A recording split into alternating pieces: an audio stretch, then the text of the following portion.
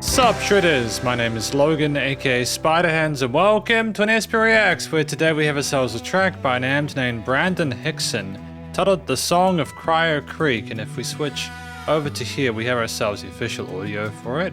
We've got the art up on the screen as well. We're going to listen through this track from start till finish and we're going to hear what we think. Let's get into it, let's go. What have we got?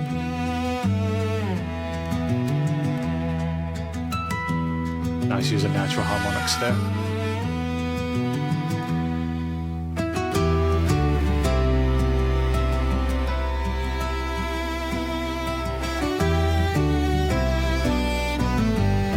Nice rhythmic unison there between the elements. It was 1929, West Texas dust. The sharecropper's prayer and a farmer's trust. Cotton fields thin, but the love ran deep in a two-room house where the floorboards creaked. Mama hummed hymns while the kettle cracked. Daddy worked daylight just to get by. And I like how those slide guitars decorate the stereo. A little girl with sun brown hair, barefoot laughter in the summer air. She chased dragonflies till the daylight bled, with a ribbon bow tied to her head. Down by the water where the willows lean, they called it Cryo Creek, cool and green.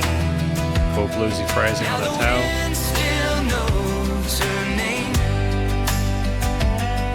when the moon hangs low in the cypress shade. If you listen close, you can hear her sing in the hush of the night by Cryo Creek.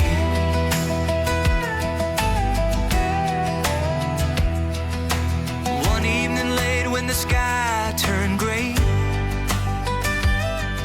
she went to the water, it drifted away. Mama called out till her voice gave in. Daddy ran wild through the mesquite and wind. Sheriff came, lanterns cut the dark, but the creek kept quiet, kept its heart. Now the wind still knows her name when the moon hangs low in the cypress shade. If you listen close, you can hear her sing in the hush of the night by Cryo Creek.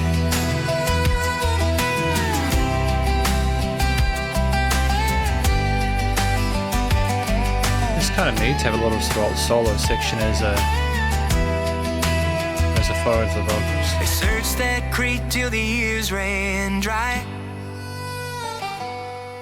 Hope bore thin, just like the sky.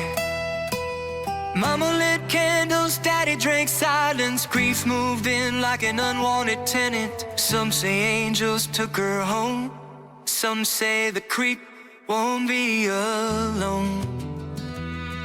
Now 100 years and 1,000 tears, that water's been whispering through the years. If you walk there slow when the world's asleep, you might hear a child counting sheep, soft as a prayer, cold as stone, singing a song she'll never outgrow. So I just want to pause here because I have a feeling that we're going to go into another chorus or something like that with the way that it's continuing here. I feel like how we've come down here, the line about singing a song she'll never outgrow could just be the end of the track. You could just have that as the kind of solemn endpoint here. It's okay if we want to do another hook.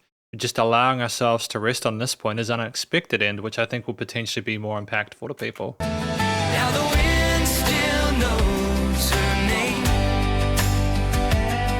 when the moon hangs low in the cypress shade. If you listen close, you can hear her sing in the hush of the night by Cryo Creek. So hold your children when the daylight fades. Don't let them wander where the shadows play. 'Cause some songs linger, some wounds don't heal, and the creek still cries what time can't steal.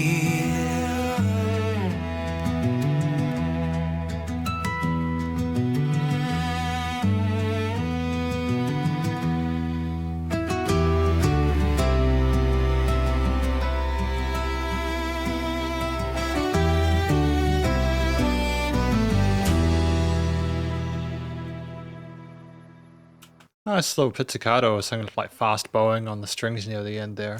But yeah, that was Brandon Hixson with the song of Crier Creek. We're going to talk about this track more in the conclusion. Because welcome to the conclusion of my review of this track from an ex named Brandon Hixson titled The Song of Crier Creek. In this review, or this conclusion section I suppose, we're going to be providing an overall song analysis of everything from vocals through to production, as well as any applicable constructive critique, and then finally my general thoughts from a listener's perspective. But first of all, what do we think this track is about? I think it's about the sad tale of a child who lived with her parents next to a creek, and she got lured, and the creek called her, I suppose, whoever it was. She interacted with the creek and she died, and the parents and everyone else could not try to find her. They couldn't. They laid a vigil, and that happened like 100 years ago or something like that, and that story has just continued from that point onwards. A legend, the Song of Crier Creek there, when if you go near to the stream at night time, you can hear the child counting sheep.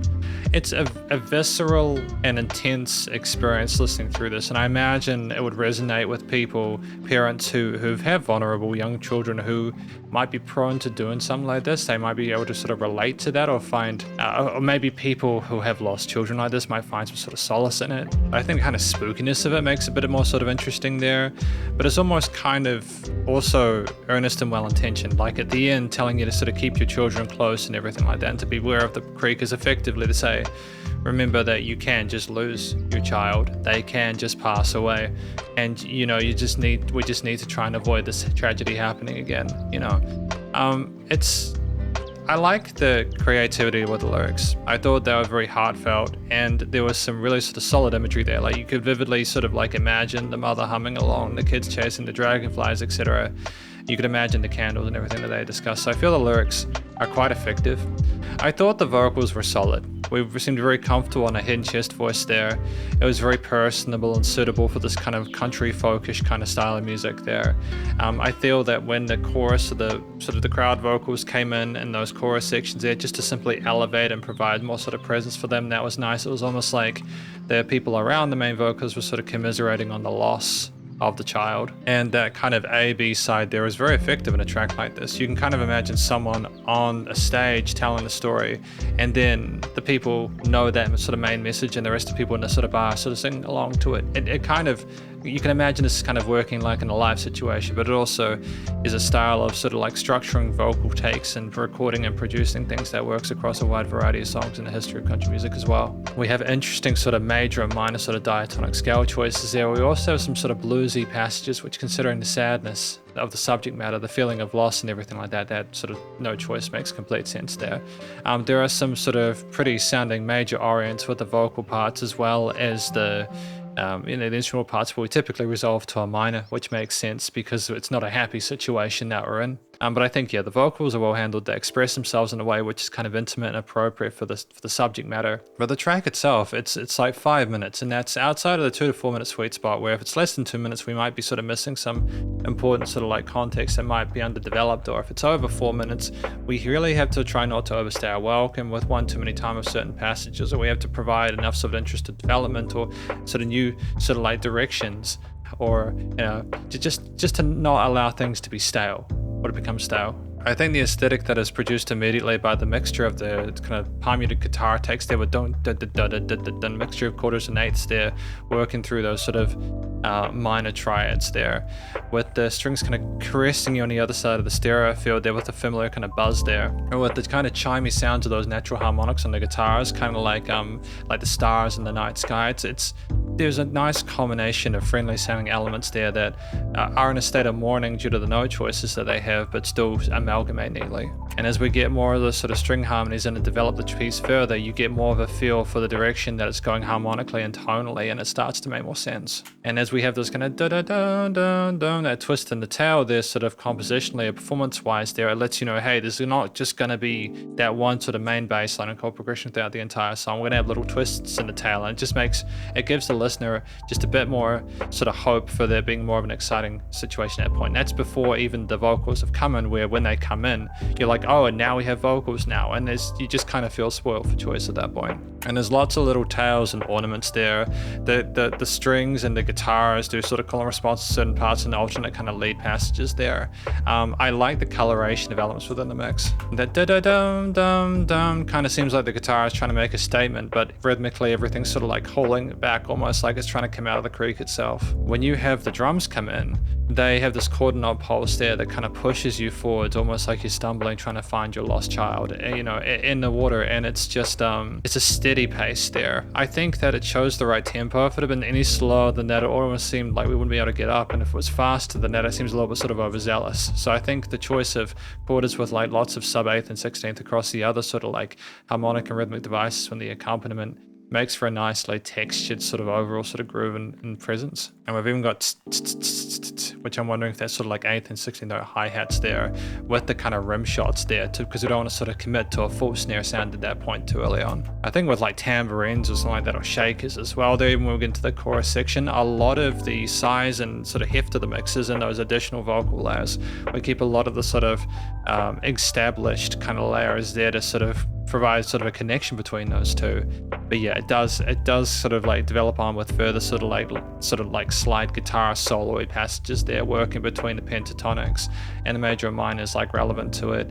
There's nothing too super sort of like controversial or chromatic about it. It's reasonably well behaved, but it's like the warbling and the slide, the sort of like legato technique, as well as the vibratos that kind of give it a bit more sort of feel and inflection. And I like that occasionally we add like an extra bar or two as well to kind of add an unexpected kind of like leg into it. It's like, oh wait, hang on, we're going further with the guitar, and then the vocals come in and like, oh, we are transitioning, and it kind of leaves the listener by the nose a bit, but it just makes it a bit more interesting, as opposed to if we had like straight 4/4 the entire time with 4 bars per part. Around the 2-minute 45 mark, where things slow down and we remove the drums and stuff like that, it's not like it's a unique sort of original concept to take away a lot of the kind of like sort of groove accented orients there, but it allows us to sort of be a bit more pensive in our approach to the situation. I think when you do come to the realization of the slow burn that is the story and how it gradually elaborates on its context over time, because that's what I kind of like about the song, is that you kind of get something established in that chorus, but you're not quite sure, you haven't really connected the dots yet. So the second verse allows more of the kind of elaboration on how the accident occurred, the tragedy occurred. So when you do get to the interlude section there, you're kind of left to just kind of simmer with that. Things have clicked at that point. You're like, oh. And so then the vocalist slows down with you to kind of further touch on what's going on. And going back into that original kind of motif or something, fingerpicked kind of guitar style around like the 3-minute 30 mark is a sensible idea, because it helps to tie the track together. I remember at one point when I was listening through it that I felt like the track could have ended at a certain point though, that we didn't necessarily need to have another chorus, and I still kind of stick by that a little bit. I feel like it's totally fine if we want to tell a story and have it established over multiple verses, and I think that it was a clever idea to not have too much of that final chorus, to allow yourself to not sort of take that for granted there, to have that further kind of mention of sort of staying by your children, kind of keeping an eye on everything like that. That's sensible. I don't, to be fair, I don't know if you could have elegantly placed that immediately after that initial sort of like end of that interlude. It's an interesting situation. I guess we really had a lot to say in that situation, and we wanted to just kind of do it as it is. And I suppose technically speaking, it's like a traditional thing to have that sort of musical motif at the end kind of reappear and sort of play us out there. I guess for me, as a reviewer, the way I kind of decide whether a track is too long is whether or not I have the relevant context to it, and whether I feel that the additional sort of stuff that we're putting into a track adds value to it. I think that At 5 minutes, it's fine, but I definitively do not feel, just from a review perspective, that we could have justified further length to this. It's one of those tracks where, as it's kind of story-based, we really felt the need to sort of explore and put everything in there we could, and we found the balance between too much and too little by proxy of our needs and demands in that situation. But I feel overall like the actual instrumental performance works well. The vocals, both the mains and the sides, kind of like connect well with that. There's a chemistry and a sense of intent and connection through them texturally and timbrally, and the use of scale choices and chord progressions makes a lot of sense there. I think that, you know, how thematically working with that major orient there is always an interesting thing to me. It's almost like we're doing it for the sake of making a more gentle sounding chorus, almost like we're trying to sort of reassure and soothe the person going through the struggle of telling the story.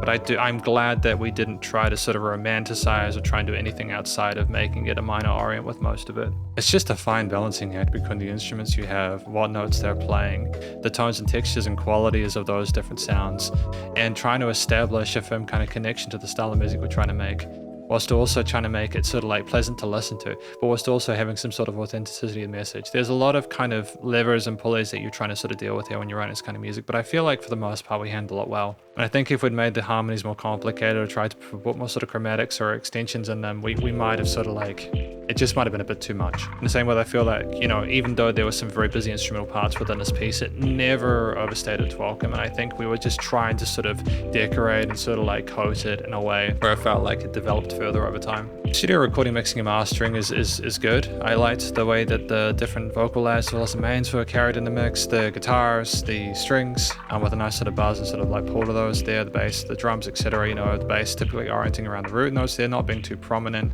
The drums with the kind of like the fuzziness of themselves, with like a kind of a soft kind of push with the kicks and the click patterns there with the hi-hats and the ether. With the reverb tails and the vocals being a good sort of like pull, I like the fact that they kind of melted into the overall sort of like atmosphere or ambience that the track provided. There's dynamic range like a little bit, but it's mostly compositional, and it's nice to know without pumping, well, like a little bit of pumping. Bus compression limiting is handled. Yeah, aside from like the length of the track, which I mean we've already discussed, I don't really have any applicable constructive critique. I think as a first impression basis, I do like the story quite a lot. I don't want people to sort of misunderstand that. I think the story itself looks compelling, and I understand why we made the vocal choice design decisions as well as the instrumental and performance decisions we have. I think that it'll just depend on what Brandon Hixson does from now on, whether they want to sort of make more stories about this kind of stuff. I feel like there seems to be an audience for it, and I wish them all the best and luck in future with the music. And I just think, again, it's just a sobering reminder to just be careful around water. You know, I'm being genuine about that. You know, water is dangerous. You can't take that for granted. But thank you very much for watching my review of this track from an act named Brandon Hixson, titled The Song Crier Creek, and hopefully you enjoyed it. If you did, please go show them some love via their various social medias, as well as their YouTube page, and stay cool and stay safe, and please remember to support your local musicians and artists at this point in time, as they need the help more than ever with all the great stuff going on in the world. And I will catch you in the next SP Reacts. Spiderhands out.